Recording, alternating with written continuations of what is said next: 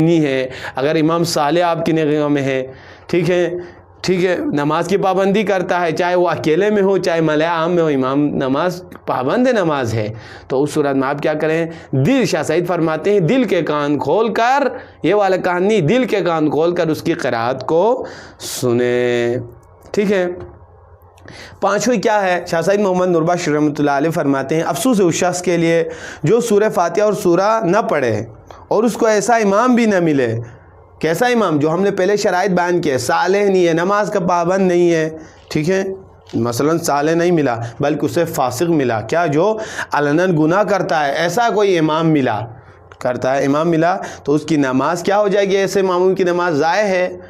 اور فرماتے اور آخرت میں کیا ہے؟ خسارے میں ہو گئی ہے یہ شخص، کیونکہ اس وقت اگر امام صالح نہ ہو، علناً گناہ بھی کرتا ہو، تو اس وقت اس نے کیا کرنا؟ نماز کا پابند بھی نہ ہو تو اس وقت اپنا سورہ اور الحم اس نے دہرانا ہے، نہ دہرائے تو اس کو نماز اس کی ضائع گئی ہے اور اس کے خسارہ اور وہ گھاٹے میں ہے۔ اب دیکھیں یہاں پر ایک سوال ہے، میں توضیح دیتا چلوں۔ نماز بجماعت کی صورت میں معموم امام کے کس حصے کو درک کرے تو جماعت میں شامل ہو جائے گا؟ یعنی ہماری جماعت کب شامل، مثلا ہم جماعت میں کب شامل ہو سکتے ہیں؟ کس رکن کو درک کریں گے؟ کون سا رکن پانے کے بعد ہم نماز جماعت میں شامل ہو جاتے ہیں؟ آیا تکبیر، آیا مثلا سجدہ، آیا مثلا رکوع، آیا مثلا تشہد، مثلا جو نماز کے ارکان ہے تکبیر سے لے کر قیام، ٹھیک ہے، اس کے بعد مثلا رکوع کے بعد تشہد، رکوع کے بعد سجدہ کے بعد تشہد، کون سے ارکان کو مثلا نماز جماعت ہو رہی تھی، میں پہنچا تشہد میں، آیا میں نے نماز جماعت پا لیا؟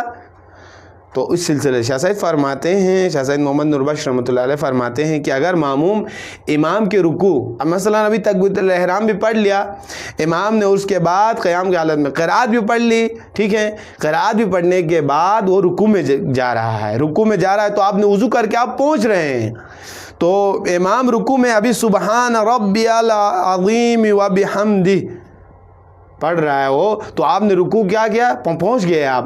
تو شاہ سعید فرماتے ہیں ایسی صورت میں ایسا اس شخص کے لیے گویا اس نے پوری نماز کو پا لیا۔ تو یہ یہاں تک مسئلہ ہے۔ انشاءاللہ ہم عبارت بھی پڑھتے ہیں، دیکھیں شاہ سعید محمد نور بخش رحمۃ اللہ علیہ فرماتے ہیں وَيَجِبُ لِلْمَأْمُومِ أَن يَقْرَأَ الْفَاتِحَةَ وَسُورَةً مَعَ خَلْفِ الْإِمَامِ فِي التَّخَافُتِ، یعنی معمومین کے لیے کیا ہے؟ واجب ہے کہ وہ سورہ فاتحہ اور ایک سورہ پڑھیں، یعنی اس سورہ فاتحہ کے ساتھ خلف الامام، امام کے پیچھے چپکے سے، فی التخافت، یہ مسئلہ کیا ہو جائے گا؟ سری نمازیں جو ہم مثلا چپکے سے پڑھنے والی نمازوں میں اماموں بھی اپنا سورہ الحم چپکے سے پڑھیں، امام سے اونچی آواز نہیں، تو یہاں پہ تابعداری نہیں ہوگی، یہاں پہ مثلا اس کی جماعت میں شامل، کیونکہ امام سے اونچی آواز میں پڑھیں گے تو نماز باطل ہو جائے گی، ایک مسئلہ۔ دوسری مسئلہ فرماتے ہوئے یجوز فی الجہریۃ اما متابعتہ، جائز ہے جہریہ میں کیا کرے؟ یا متابعت کرے، کلمتاً بعد کلمتن،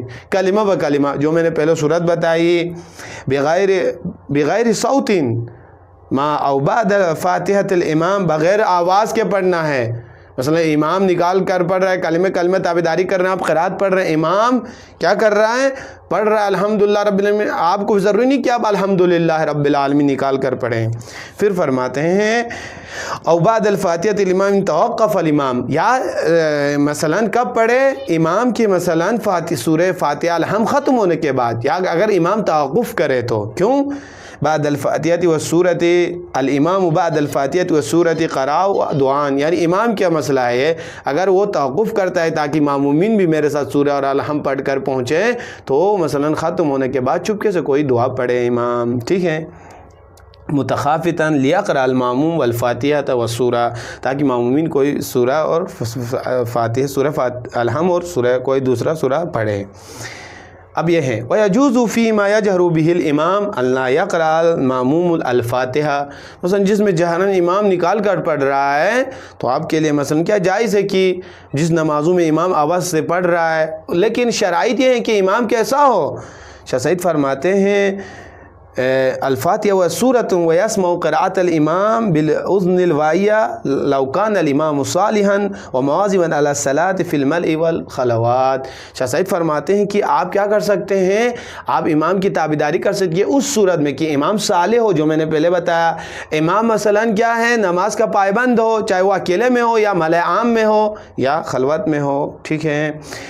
اور اس کے بعد فالویل کل الویل، افسوس ہے اس شخص کے لیے، لمن لم یقرأ القراءۃ ولم یکن الامام صالحا، جو مثلا امام کے پیچھے سورہ الحم اور سورہ نہ پڑھے، اور اس کے لیے مثلا کوئی امام صالح امام بھی نہ ملے، بل ظاہر الفسق فحبطت الصلاۃ وهو فی الآخرۃ من الخاسرین، تو ایسا شخص کیا ہوگا، اس کی نماز کیا ضائع ہو جائے گی، ضائع شدہ نماز ہے، اور وہ دنیا اور آخرت میں وہ خسارہ اٹھانے والوں میں سے ہوگا۔ اب تیسرا مسئلہ کیا ہے، ولا وجد الماموم، امام نے مثلا معموم نے امام کی کیا پا لیا، وہیں رکوع میں نے بتا دیا، وجد الماموم رکوع الامام، امام کا مثلا رکوع میں پہنچ گیا، ابھی جماعت ہو رہی تھی، امام رکوع میں پہنچا تھا تو میں بھی رکوع میں پہنچ گیا، تو شاہ سعید فرماتے ہیں کان کمن وجد فی تمام رکعہ، ایسا اس شخص نے کہ اس نے پوری رکعت پا لی، ٹھیک ہے۔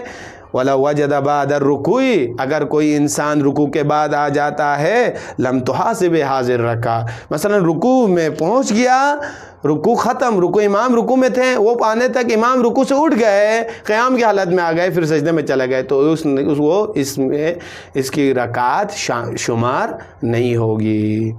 تو یہیں پر رکھتے ہیں انشاءاللہ، پروردگار عالم کی بارگاہ میں دعا گوئیں، خدایا ہم سب کو انشاءاللہ ان تمام مسئلے و مسائل کو سیکھ کر ان پر عمل پیرا ہونے کی ہمیں توفیق عطا فرما۔ ربنا تقبل منا انک انت السمیع العلیم برحمتک یا ارحم الراحمین۔ السلام علیکم ورحمۃ اللہ وبرکاتہ۔